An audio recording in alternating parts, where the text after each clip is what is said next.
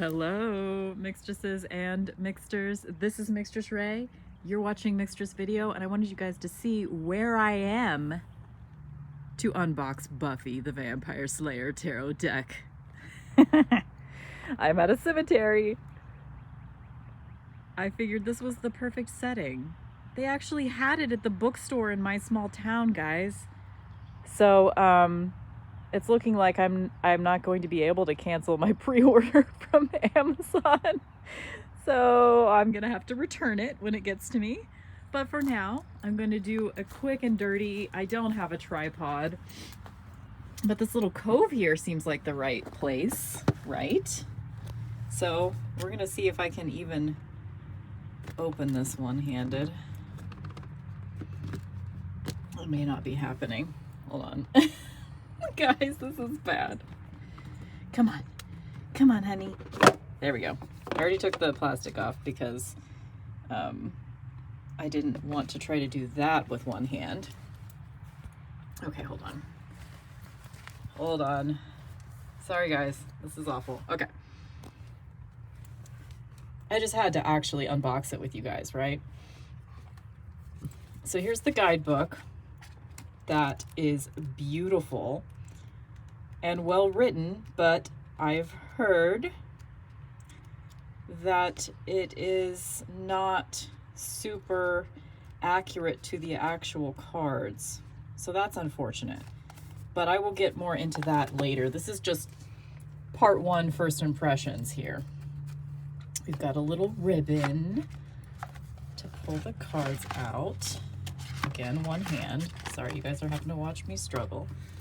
Oh, we got this little cuteness where we have a cup and a pentacle and a scythe and a stake. Very nice. Very nice. And here's the deck. What do I think about these backs? I don't love it, but it's fine. It's good. Sorry about my nails, guys. I shelved books yesterday. That's what happened. Okay, well, am I gonna flip through the whole thing right now? Probably not, because I want to take the time to really luxuriate in this process. And you're gonna have shaky cam this whole time if I do that. But hey, this is just me. We'll do the majors. We'll do the majors right now. And then maybe this is just I don't know what this is gonna be. Maybe this is gonna be first impressions, and then I'll come back with like actual impressions. Or let's just fucking go for it right now. Why not? Why the fuck not is what I say. Xander is the fool, which makes sense. It makes sense. I can go with that. Love this cardstock. Ooh, this is even more flexible than like Nightmare Before Christmas, which is the other inside editions that I have. What I really like about, because I've seen flip throughs of this already, what I really like is the attention to detail that Carl James Mountford put into the backgrounds in the cards. You know, like, that's really cool. Like, this is a whole scene. This isn't just Willow sitting on a floor. There's other stuff happening here, and I like that. My girl Tara. Oh, there's Miss Kitty Fantastico.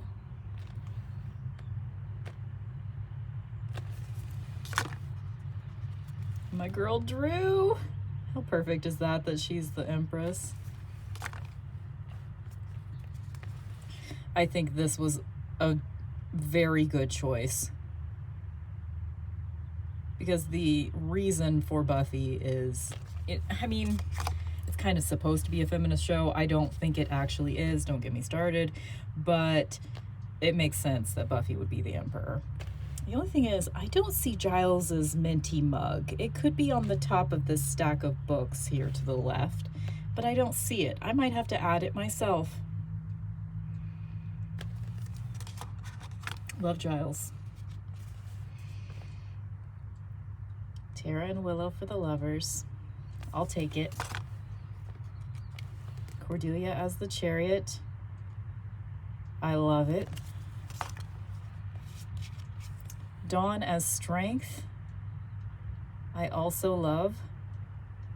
I'm very familiar with these cards at this point because I've seen a lot of flip throughs, but still, I can give you guys my actual thoughts as we flip through. Oz as the Hermit. Totally makes sense.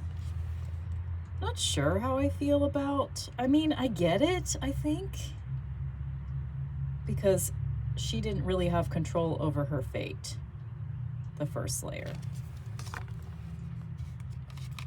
I totally get this, Angel is Justice, because his whole thing is atoning, balancing the scales, rebalancing the scales after all the evil that he's done. Now that he has a soul, he's trying to atone.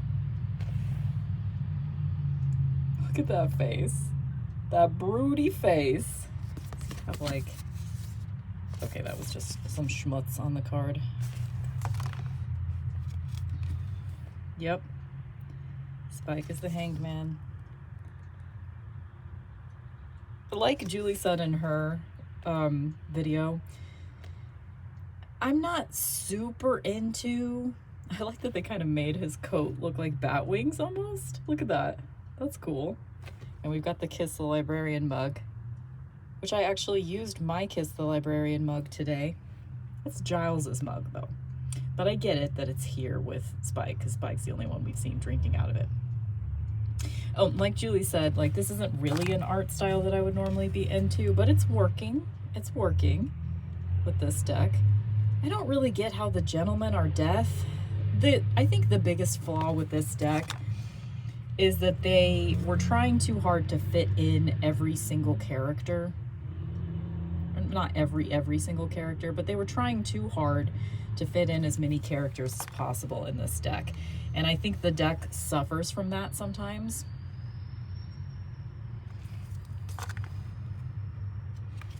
Of course, what other possible moment could it be? This was going to be one of the deal breakers that I had for this deck. If the tower was not this specific moment at the end of the gift, I was going to be mad. Not sure I get why Kendra is the star. Okay, here is our first foray into the guidebook, shall we say. Why is Kendra the star?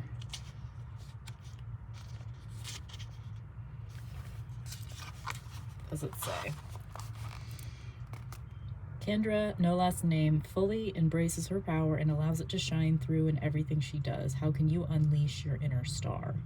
When the star rises in your reading, it means you are capable of all the things. You can teach yourself demonology, master a wide range of weapons. I guess that's just like a definition of the star that I don't, that's not usually what I think of, but okay. Look at those pants. Yes, ma'am. My girl Faith as the moon. That is pretty perfect. And I like that they include some of the like traditional tarot symbolism. You know, it's not, it is a pop culture deck, but it's a pop culture deck that's RWS based from what I can tell so far. Because we have the two, the wolf and the dog. We have the little, what's it called? Not crustacean. Crawdad? Crawdad is what you would call it in my area. Not super into this. I get it. I get it.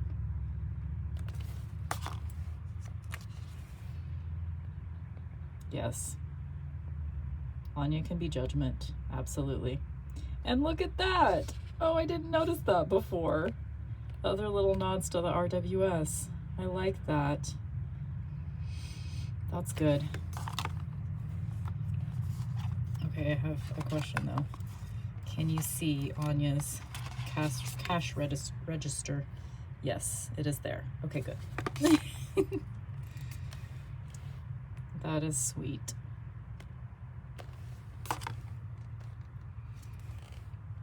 Okay, do I want to go through all these? Okay, the other failing that I'm going to go a little faster now. The other failing with this deck, I think, is the court cards, because again, it's that same reason that like they're trying to get so many characters into the deck that I do not understand most of the court card choices. Like, how is Kennedy Queen of Wands? I don't know. Andrew as Knight of Stakes. Harmony is Page of Stakes. Slayer, come out and die. I mean, I love that we have Harmony in the deck, and I love this image. But is she really... I guess she could be Page of Wands. I'm going to have to just accept that I'm not entirely into the court cards in this deck. Just going to have to accept it. Look at the crochet pillowcase. Oh my god. I love it. This is so Buffy's bedroom from the first 3 seasons, too. They did a great job. Great job. This is one of the cards that I feel was rushed, and I do think that it is because of publishing issues. Because they obviously, if you look at the guidebook, this particular card was supposed to be Oz in his van, which makes more sense as a 3 of Wands. But instead, I think like somebody said to the artist, oh no, but we don't have Vamp Willow. We need Vamp Willow somewhere.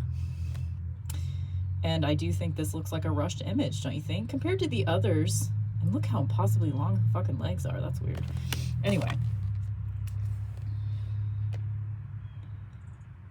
4 of Stakes. I kind of want to know what the guidebook has to say about this one too. Please forgive this. I did not think I was going to find it in my town.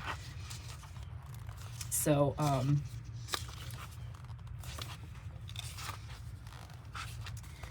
was unprepared for this scenario. Okay, what do we got? Home Sweet Home. The 4 of Stakes represents the feeling of returning to a familiar place, reuniting with your community, and being supported by a strong foundation. Okay. All right. I'll take it. Another of the images that does not match up in the guidebook with the description that's in the guidebook. And I'm not blaming either of these people. This was an oversight by the publishing company. They should have done better, because they obviously told them to change some of the images and then they didn't. And this deck was even delayed, so I thought they were taking their time with it, but they still didn't really take enough time. I mean, as far as inside editions are concerned, this is a great... I think this is a really good insight edition. Okay, maybe I should just shut up with my reviews. 8 of Stakes, potentials. 9 of Stakes. Spike getting his soul back. 10 of Stakes. Faith slaying Kakistos, which does make sense as a 10 of Stakes, but this is another of the rushed images. Oh my god. This is at the point when I was watching the first flip through that I found on this deck. When I saw this card, I started crying. And I didn't stop. I cried for like half an hour. Because it was like, at this point in the flip through that I was watching, when we got to this card, I realized that this deck might possibly be well done. And I started crying.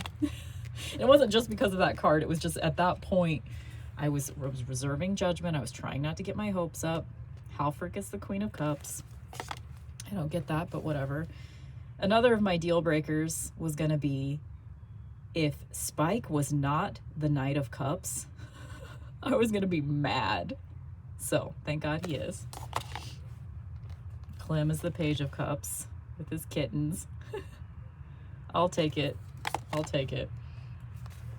Anyway, I got very emotional watching the flip through of this deck.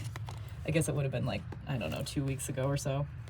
And this is another one of the reasons I just started crying even harder. To see Buffy and Faith as the 2 of Cups is... I don't necessarily ship them. I don't ship Buffy with anyone. But I think that this is...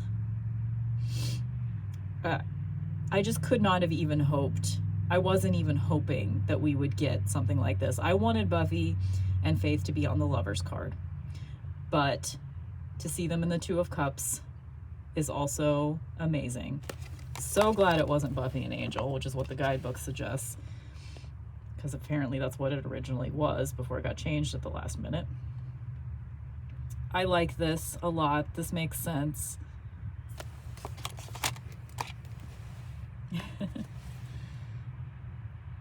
Principal Snyder. I almost said Armin Shimmerman. Apparently I think of him more as his real name. I guess. I don't know. Again, I just feel like, why do we really need to have him in this deck? Buffy as Anne in the Five of Cups, which is probably the most despondent that she ever was in the whole series. So this does totally make sense. Six of Cups, Band Candy, Giles and Joyce, totally makes sense. Seven of Cups, Xander from the Halloween episode, totally makes sense. Eight of Cups, the Knights of Byzantium, the end of season 5. I guess. Not really, though. I mean, I guess it symbolizes the fact that this is the one time Buffy chose to run. When she was in this bus, this was the only time in the entire series she chose to run instead of facing the issues. So in that sense, I get it.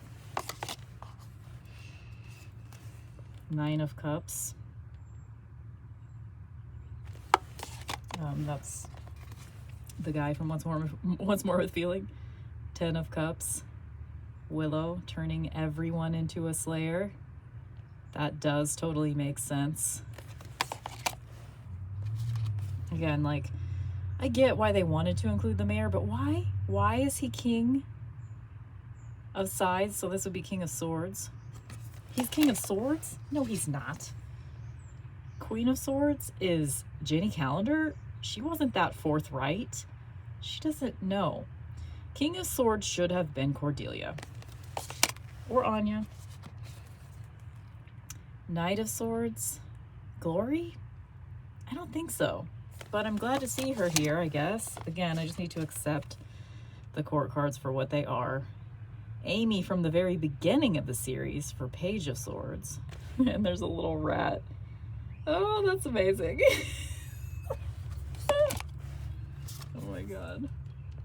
Love the aces in this deck. Ben looking sexy in the ceremonial robes for the 2. I do want to see what the guidebook has to say about this.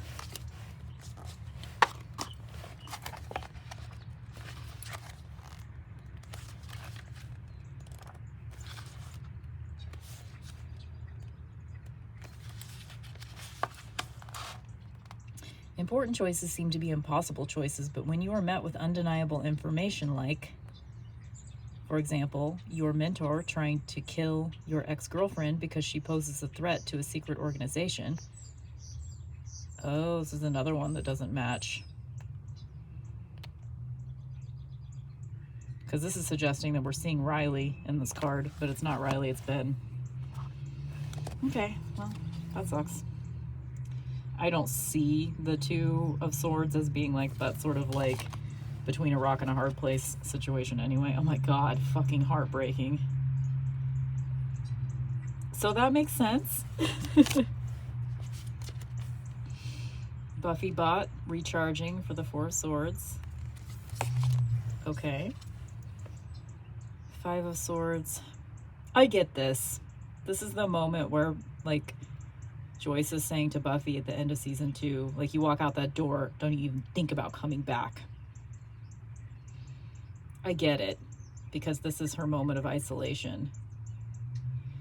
It doesn't totally make sense, but I get it. I get why they chose it.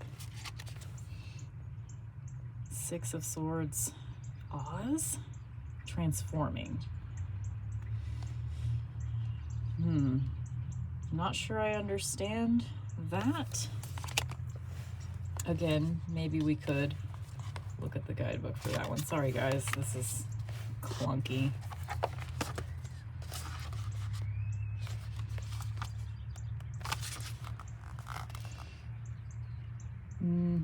This one just doesn't even have an explanation at the beginning of it. It just goes straight into the upright and reversed. Oh, I guess the other ones do too, sorry. No one asks for their life to change, but change it does. You are not helpless or a puppet. Take it from the Slayer herself. Like Buffy, the Six of Sides emboldens you to forge ahead, confident that you can handle whatever comes your way.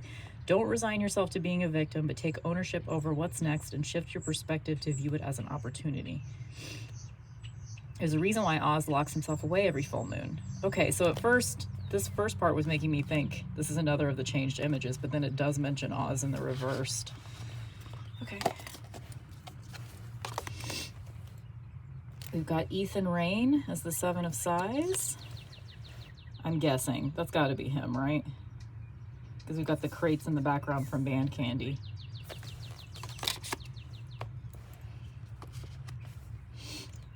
Eight of Sides. Is this supposed to be... No, this is Professor Walsh. I thought it was Buffy from far away. Like in the initiative that one time that she had the lab coat on. Okay, so this is Professor Walsh as the 8. I don't know if I get that. 9, Buffy. I mean, this is the episode Nightmares, so that does make sense. This is absolutely what should be the Ten of Sides. Absolutely, it should be. They did such a good job recreating it too. Like the body posture of Angel, that's just like exactly what he looked like. Perfect. Principal Wood. In the moment that he's trying to kill Spike in that room full of crosses, no. Again, I just, like 90% of the court cards I'm not here for. I mean, Queen of Pentacles being Nikki Wood, I guess, is fine, but it's just like she wasn't a main character, so why? I'm glad we at least have Riley in the deck. I am not a Riley hater, but I do think it makes sense to have him as the Knight of Pentacles because he's reliable. I'm glad he's here. Hi, Riley. You get a bad rap, Riley. It's not your fault. Amanda. I'm excited to shuffle this deck, guys. It's so flexible. Double Meat Palace, 2 of Pentacles. The Trio as the 3 of Pentacles. The Magic Box as the 4 of Pentacles.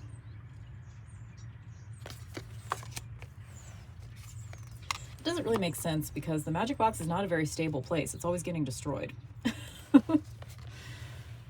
I mean, I like to see the Magic Box in the deck, but 5 of Pentacles, the Glory Minions, 6, Anyanka, Exacting Justice. I'm here for that, absolutely. 7 of Pentacles, Dehofrin. Why? Sorry I keep doing this because this is so annoying. Hey, I just opened to it. Between managing her family, saving the world, and paying the bills, it can be hard for Buffy to find time to make sure her goals are aligned with her actions. The 7 of Pentacles interrupts your regularly scheduled programming to suggest you make time for a little guidance. Counseling. Are your efforts bringing you closer? Okay. So this seems to be like they were originally showing Buffy in her role as a guidance counselor in this card. I don't understand how Dehofrin makes sense in the 7 of Pentacles. I mean, I like the image. In some cases, I'm just going to need to, you know, look at it like, okay, what we're seeing here is a scene from Buffy that is actually in Buffy that does resemble a scene in the RWS. And that way, they did a great job, and a lot of the choices are really, really good. In fact, I would say most of the choices are pretty good. 9 of Pentacles. This deck definitely likes Anya. I think we see her. We only see Dawn once in the whole fucking deck. That's a little sad. I guess it makes sense to have Dracula in the 10 of Pentacles. And the 2 wolves is really, this is a beautiful image. Okay, there you go. That is my first impressions. Not really first, because I have seen it on other people's channels, but this is my first in-person impressions of Buffy Tarot. Thank you for putting up with this shaky cam bullshit. Bye. Hi guys. Okay, just for accuracy purposes, I'm in my car. I'm still at the fucking cemetery. And I wanted to, just for informational purposes, I wanted to show you guys the list of so the guidebook is kind of fucked because of, I think I described it in the main part of the video. It looks like they made a lot of changes at the last minute and they did not update the guidebook, which is totally the fault of the publisher. And I wanted to give you the full list. It's all minor arcana cards. All of the court cards and the major arcana are correct in the guidebook. But just in case you're reading through the guidebook and you want to know what the actual situations in the cards are referring to, in a lot of cases, it's incorrect in the guidebook. So here are the cards that are incorrect in the guidebook. 17 out of 40. It's pretty bad. So we have the 2, 5, 9, and 10 of stakes. The 2, 4, 6, 7, 8, and 10 of chalices. The 2 and 4 of scythes, swords. The 3, 5, 6, 7, and 10 of pentacles are all describing a scene in the guidebook that is very well written. Describing a scene in the guidebook that is not the scene that is depicted on the card. Just for informational purposes, those are the ones that are incorrect, in case you're wondering. And in some cases, the card depicted, or the scenario depicted in the card, I think is an improvement, but in many cases it's not. Again, I think the biggest flaw with this deck is that they were trying to include too many characters. I would have rather had repeats of main cast throughout the deck than to have all these scenarios of other characters just to have them in there. Like, for example, the 4 of Cups, which would take me forever to find it, so I'm just not going to do it. But the 4 of Cups is Principal Snyder. And that's one that doesn't really make sense to me, but in the guidebook it's describing the moment in Once More with Feeling, wherein Buffy is walking through the cemetery feeling disconnected from life, which would have been perfect for the 4 of Cups, but instead somebody was like, oh no, we need Principal Snyder, make a card with Principal Snyder, just make it 4 Cups, who cares? So that's frustrating. That being said, I have now shuffled the deck. It's very flexible, very easy and wonderful to shuffle. The production quality is very nice if you're not looking at the fact that huge oversights were made in the guidebook. And maybe future editions of the guidebook will have the correct descriptions of the cards. That's possible. But for now, a lot of them aren't right. 17 of the descriptions in the guidebook are not describing the scene that's actually in the card, which is a big oversight. It's a big oversight. I'm trying not to focus on that because this is a cheap deck and it's a very well made. It is more than I could have hoped for the Buffy Tarot. I am overall satisfied with this deck. Overall, I'm happy with the deck. However, I think they could have done better. Oh, here it is. Here's that 4 of Cups. Like, wouldn't it have been better to have Buffy in the cemetery? I think so. Anyway, these are just my very first impressions. and I had to do it quick and dirty style. So thank you guys for putting up with it. Okay, bye.